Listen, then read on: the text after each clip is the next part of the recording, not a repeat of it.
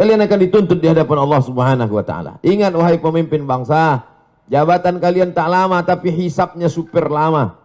Kita negara konstitusional. Undang-Undang Dasar 1945, Pancasila, Negara Kesatuan Republik Indonesia. Maka dalam koridor demokrasi bicara. Kalau tersendat di parlemen, turun ke jalan. Apa pesan Bung Karno? Bagi yang tidak setuju, bicara di parlemen. Orang yang duduk di parlemen itu siapa milihnya? Kita yang memilih mereka. Saya luruskan dengan ceramah. Mereka tak punya waktu untuk mendengar ceramah saya. Saya doakan mereka di tengah malam supaya dapat hidayah. Berikan mereka hidayah ya Allah. Maka kita semua jangan diam. Karena diam itu adalah puncak daripada kezaliman. Oleh sebab itu maka habis sudah saya sampaikan. Mudah-mudahan sampai ke telinga mereka. Mereka tonton. Jangan lupa kalau kau tonton, subscribe, like, and share.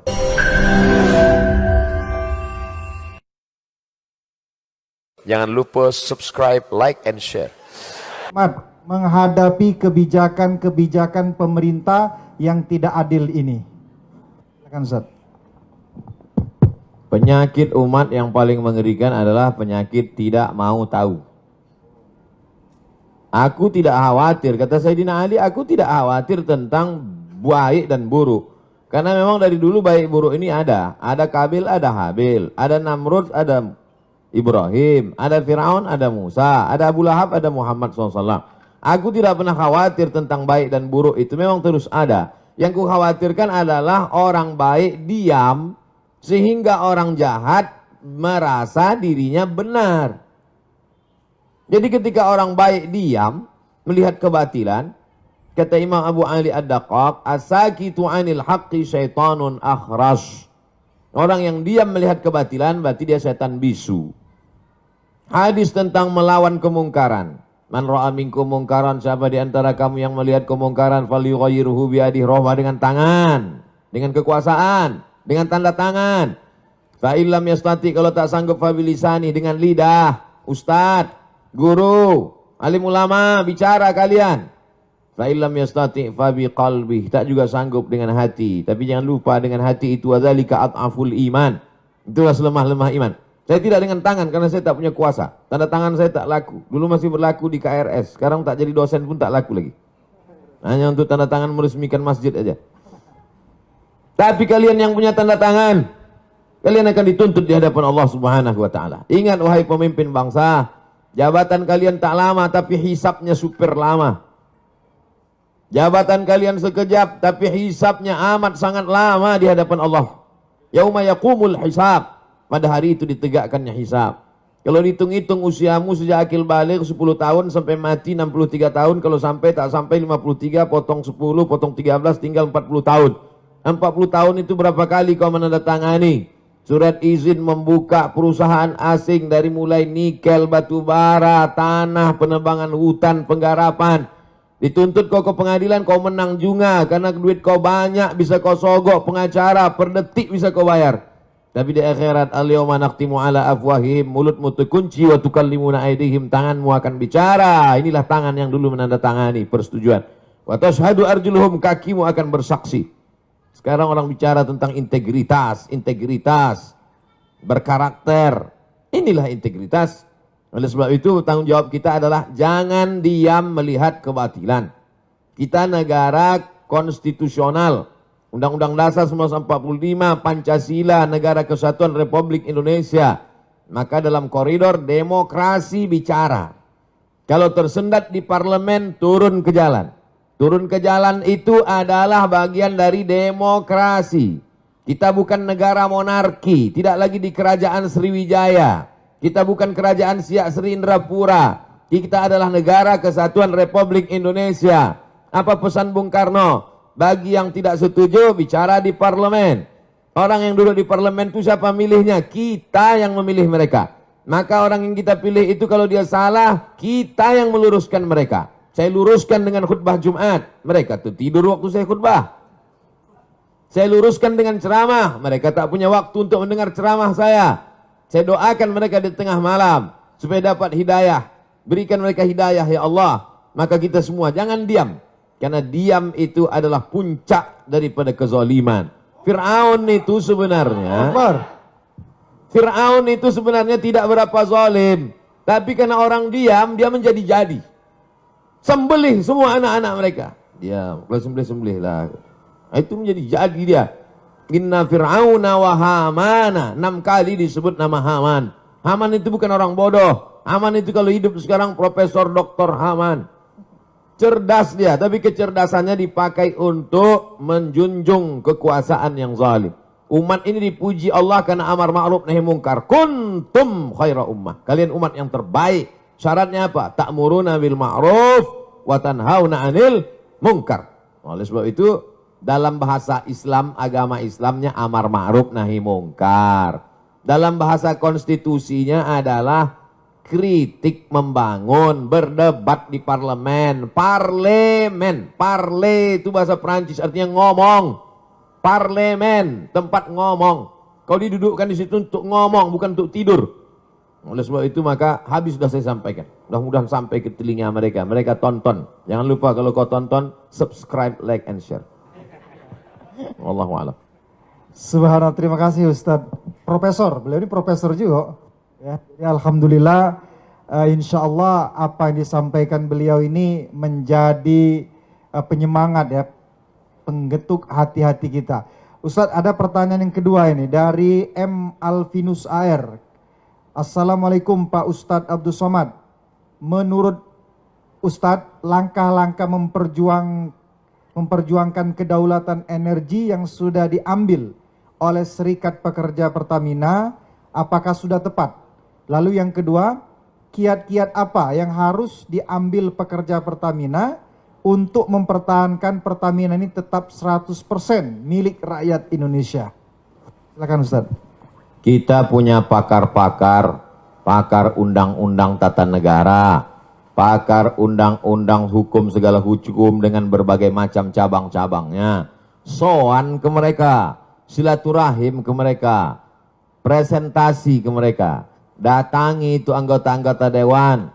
Konstituen Bapak kami ini adalah orang yang Bapak duduk di situ, kami milih Bapak. Kami datang ini mau menyelamatkan Bapak supaya jangan sampai masuk neraka jahanam, Pak.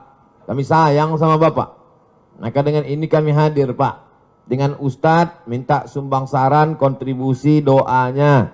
Dengan mereka tokoh-tokoh itu jelaskan, presentasikan. Itu bagian dari amar ma'ruf nahi mungkar. Banyak orang sekarang amar ma'ruf, ngajak zikir, ngajak baca Quran, ngajak i'tikaf. Banyak amar ma'ruf, ngajak ke Makkah, itu yang paling banyak, ngajak umroh. Tapi untuk mengajak, melarang orang dari buat kemungkaran ini, kenapa? Takut tersinggung, takut kena bully, takut kena caci maki, takut kena macam-macam. Takut kena kriminalisasi. Nah, oleh sebab itu saya sampaikan, bagi sahabat-sahabat pejuang-pejuang, dulu pejuang-pejuang ini mengangkat senjata untuk mengusir Belanda, Jepang, komunis. Hari ini kita tidak lagi berhadapan dengan Jepang, Belanda, tapi justru berhadapan dengan anak bangsa yang kulitnya seperti kulit kita, hidungnya pesek macam kita, bahasanya bahasa kita, tapi isi otaknya lebih parah daripada Jepang dan Belanda. Oleh sebab itu maka kuat-kuatkan hati. Ini hati kita ini bimbang, takut, cemas, ngeri sedap. Oleh sebab itu kata Allah, "Falyabudu rabb hadzal bait." Banyak-banyak ibadah, banyak-banyak berzikir, banyak-banyak baca Quran. Kalau kau buat banyak ibadah, "Falyabudu rabb hadzal bait," Allah balas 2. At'amahum min ju'. Kalau kau lapar dikasih Allah kau makan. Wa amanahum min khauf. Kalau kau takut diamankan Allah, dihilangkan Allah rasa takut dari dalam hatimu. Hidup ini singkat, tapi dengan singkat ini resikonya luar biasa lama. Nah, jadi apa yang saudara-saudara lakukan, konsultasikan kepada yang mengerti hukum, bagaimana jalur yang tepat. Bismillahi tawakkaltu 'alallah, la haula wala quwata illa billah. Niatnya adalah memperjuangkan harta benda milik rakyat, milik umat. Man mata duna malihi fahuwa syahid. Siapa yang mati membela harta bendanya, matinya mati syahid. Nah, itu Nabi yang ngomong begitu, bukan saya. Wallahu a'lam bishawab. Terima kasih Ustadz Abdul Somad. Tampaknya ada lagi pertanyaan, begitu antusias masyarakat Kota Palembang dan Sumatera Selatan menanyakan pertanyaan-pertanyaan ini. Datang lagi pertanyaan dari Haji Ian Suyanto. Assalamualaikum Ustadz Abdul Somad. Bagaimana caranya agar satu pengelolaan negara mau melaksanakan amanat Undang-Undang 45 pasal 33. Lalu yang kedua, masyarakat mau memahami tentang bahaya privatisasi energi secara nasional. Lalu yang ketiga, ketika hati pemimpin masih dibuka oleh Allah Subhanahu wa taala untuk amanat, maka itu semoga ada keberkahan dan keselamatan bagi rakyat. Tetapi bila hati mereka tertutup, maka upaya apa yang bisa diperbuat oleh rakyat? Nah, ini yang ketiga, ini agak ngeri-ngeri sedap, Ustaz. Silakan, Ustaz. Bagaimana caranya supaya satu pengelolaan negara mau melaksanakan amanat Undang-Undang 45 pasal 33 bahwa bumi, air dan segala isinya untuk dikuasai negara untuk kemakmuran rakyat. Bagaimana supaya mereka mau? Ya semua harus bicara. Anak-anak muda di kampus jangan diam saja. Dulu tahun 98 waktu saya masih mahasiswa sebelum ke Mesir, itu ketika mahasiswa diam dia, itu dikirimi kolor sama BH dari Jakarta. Artinya bencong kalian, kenapa tidak bicara? Suarakan aspirasi, sampaikan, kalian kan mengerti. Mahasiswa itu kan membaca, mahasiswa itu yang paling bisa menyuarakan karena dia tidak punya kepentingan. Kalau perusahaan-perusahaan pimpinannya mungkin takut, kepala-kepala daerah mungkin takut banyak catatan dosanya. Tapi mahasiswa, di mana letak? Kalau waktu jadi mahasiswa aja sudah tidak punya idealisme, apalagi nanti sudah menjadi pejabat. Oleh sebab itu semua bicara. Mahasiswa bicara, tokoh masyarakat bicara, mak-mak milenial juga bicara. Di grup-grup WhatsApp itu jangan lagi bicara tentang artis itu, ini segala macam. Yang mubazir tak tentu arah. Itu namanya dosa kering. Dosa kering itu artinya berdosa kering, tak ada manfaatnya. Tak ada dunia, tak ada akhirat. Oleh sebab itu speak up, bicara. Yang kedua, masyarakat mau memahami tentang bahaya privatisasi. Bagaimana supaya masyarakat ini paham? Termasuklah hari ini. Hari ini yang bicara bukan Abdul Somad. Kalau Abdul Somad yang bicara, orang akan, tahu apa Abdul Somad tentang minyak? Paling tahu dia minyak jelantah. Tapi ini yang bicara adalah serikat pekerja. Mereka ngerti. Bahasanya gue bahasa simpel, sederhana. Bahasa-bahasa yang mudah dipahami masyarakat. Dosen-dosen di tengah komunitas Civitas Akademika, mahasiswa di kampus, karena kampus itu otaknya. Kalau sudah otaknya rusak, ya error lah semua. Kampus itulah puncak intelektual. Dosen-dosen itu, guru-guru besar itulah orang manusia-manusia suci itu zaman dulu. Orang-orang yang bisa menulis baca zaman dulu, itu diberi fasilitas khusus oleh raja-raja. Kenapa? Karena mereka lah orang-orang suci yang selalu memberikan aspirasi, masukan. Jadi kalau mereka sudah diam, takut nanti tidak mengalir uang ke kampus, takut nanti tidak ada tunjangan, ini bahaya. Karena otak sudah rusak. Sengaja dijauhkan Allah, lambung itu jauh dari otak. Supaya apa? Supaya otak kita itu beda dengan otak-otak. Itu maka dijauhkan Allah Ta'ala. Nah, oleh sebab itu maka ini semuanya mesti sadar. Kesadaran nasional. Ada yang mengatakan taubat nasional. Orang taubat itu kan setelah sadar. Kalau nggak sadar gimana mau taubat? Ketika hati pemimpin masih dibuka Allah untuk amanat, maka semoga ada keberkahan dan keselamatan. Tapi bila hati tertutup, upaya apa yang diperbuat oleh rakyat? Tak ada doa lain, tak ada jurus lain kecuali ad-doa silahul mu'min. Doa. Ittaqu da'watal mazlum fa innahu la turad. Takutlah kamu doa orang teraniaya. Minyaknya diambil orang asing, dia disuruh beli minyak lebih mahal pula dari tempat asing itu. Pengelolaannya dikhianati, dia teraniaya, terzolimi. Jangan sampai kau tak mau berdoa. Panjatkan doamu di tengah malam, saat orang lain sedang tertidur pulas, kau sedang membangun sebuah hubungan dengan Allah secara khusus. Maka mintakan kepada Allah, berikan hidayah pada mereka ya Allah. Bina mereka ya Allah. Sudah bolak-balik tak juga kau bina, binasakan ya Allah.